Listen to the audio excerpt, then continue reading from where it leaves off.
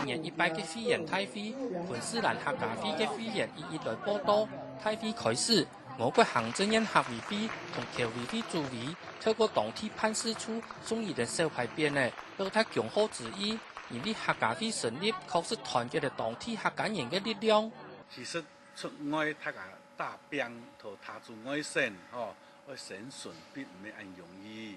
係唔係講要互相要嚟照顧團結，真係有種力量。客家鄉親來到他鄉義族來打拼，每個人都有唔同艱難嘅準備。客家會嘅成立，也係希望一種精神做得傳揚下去。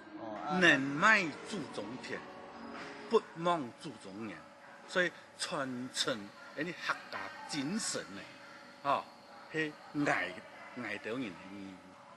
昆士蘭客家會成立11年，因為當地客家移民嘅人口越來越多，而家已經有1000個人年咧，使得客家會嘅功能越來越重要。會員數也對創會時嘅8個人年，擴充到更加嘅600人年。都一個家庭都一個會員，唔係講一個家庭5個會員咩咧？所以講也要幫師傅呢，可能就500-600人。秉持優良嘅傳統，昆士蘭客家會嘅現任會長希望在院內做得成立客家教學嘅單位，本移民嘅第二代也做得傳承自家嘅母語。